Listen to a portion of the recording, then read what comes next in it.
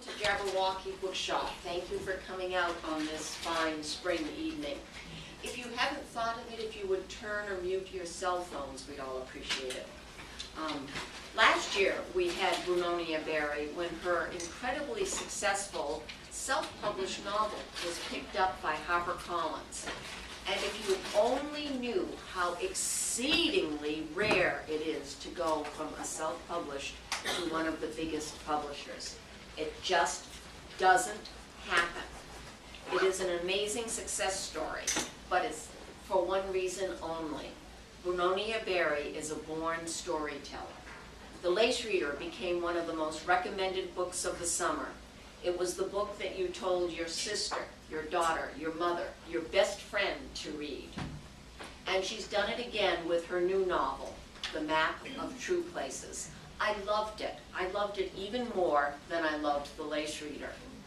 A quote from Lisa Genova, who wrote Still Alice, masterfully woven with a cast of unforgettable characters set loose in a world so specific and so real, The Map of True Places is a gripping quest for truth that kept me reading at the edge of my seat to the very last page.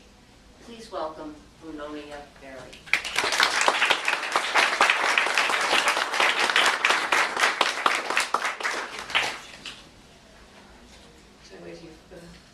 Thank you, Sue. Are we on?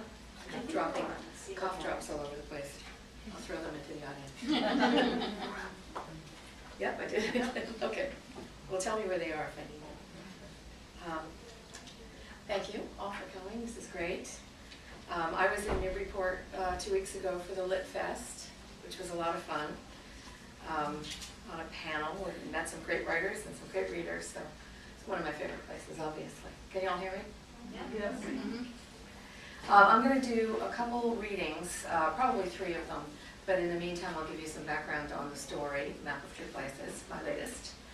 And a little background on me for those of you who don't know me.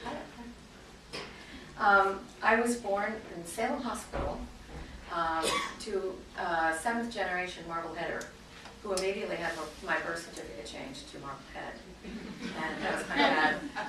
And he, I can say this now because he died a few years ago, but I think I can say it without him being arrested for having done it. So, but that's how dedicated a Marbleheader he was. I left at 18 to go to college and then ended up in Chicago and working for a PR company, and then eventually to New York, having had a PR company job working with Second City and Idaho and all sorts of theaters. I thought I could just go to New York and get another job like that. And New York didn't think so. So I ended up working at the World Trade Center. The year it was the year it was built, I guess it was born. And I worked for Toyota, strangely, a trading company, not the car company. And I got a job, the only job I could get at the time because I didn't type, and at the time you needed to type to get a job in New York. No matter what degree you had or whatever else, you needed to type. Which people kept telling me, and I kept thinking, nah, that can't be true. But it was. So I ended up in the accounting department of Toyota. A big mismatch, but I was the only one who passed the math test, which was addition and subtraction. So back into the Marblehead school system. Yeah, it was pretty good. Anyway, I stayed there for a few years, and they sent me to accounting classes because they knew I needed that. And I went to NYU at night. And while I was there, I happened upon a screenwriting class that they were teaching, and I thought, well, I'm here for accounting, I'm taking screenwriting too. And I didn't give up the accounting, I just decided I would do what I really would like to do, because I'd always wanted to write. So I took a class with a woman named Michelle Cousins, sold my first script, and ended up going out to Hollywood for a period of almost 20 years. I went out with what I thought was a 3-picture deal, turned into 4 options on my first script, which was never produced. But it was a great city to live in, especially after New York, because at the time you could live for about, very cheaply. I think my apartment, which looked like the set of an Elvis movie, with pool and patio apartments, it was $200 a month. And you know, I could swim all year long, so I loved it. And when the money ran out, the 4 auctions, it took about 2 years, I lived on that money, and after that I had to get what we called a straight job. And so my straight job was working at the old Desilu Studios, which were had been converted to sound stages. And they were renting, this will give you an idea of my age if you don't know already. MTV was just starting that year. And they were filming Madonna's Material Girl. Michael Jackson was doing a rock video there. And Motley Crue came and trashed the place and left. And, but it was really fun. Nightmare on Elm Street, the first one was being filmed at the same time. And I always say sometime I will write a story about these years, these Hollywood years. My office was next to, I did a lot of the rentals and a lot of the marketing, some accounting, so it came in handy. But my office was next to Walter Lantz, who created Woody Woodpecker, and Marilyn Chambers, the porn star. So there's a story there. I know it. One day I'll tell you. Anyway.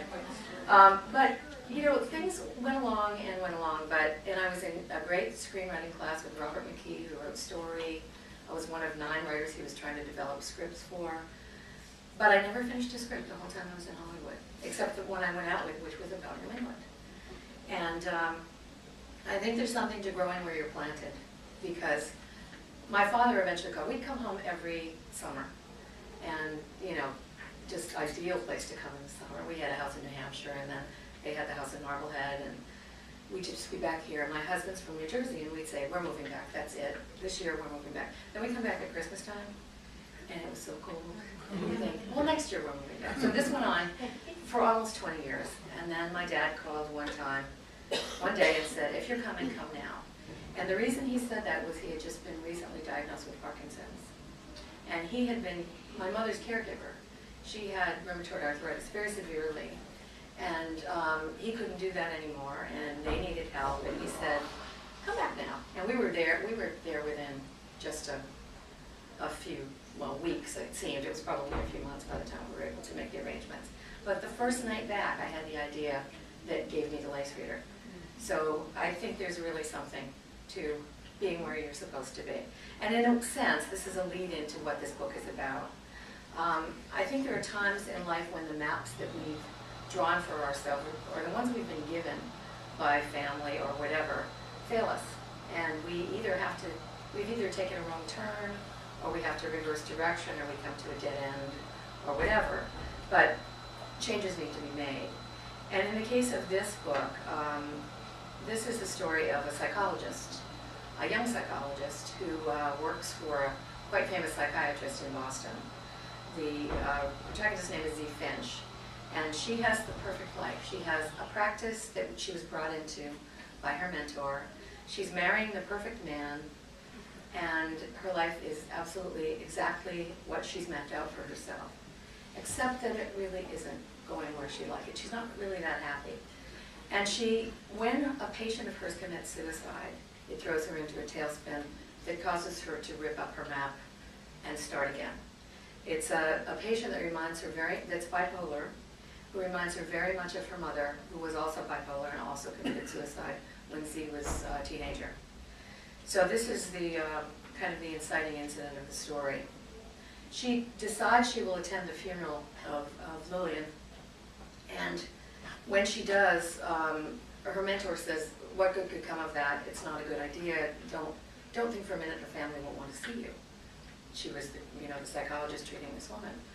And she said, I have to go as a human being, I have to go. And so she does. So she's kind of crossed a boundary by doing that. She stops on the way home to see her dad, who's been diagnosed with Parkinson's. So you see where that comes from. Her dad is a Hawthorne scholar, and he has a longtime companion named Melville, who is, so I'm using the American romantic writers here, you can see. And they've been keeping how sick her father really is from Z. And when she stops in, I'll read you a bit of that when she stops in and what she finds. But it causes her to decide to take a break from her real life and come home and take care of her dad. So I'm going to read you the prologue to begin with, and then I'll read you a few other parts, but explain in between.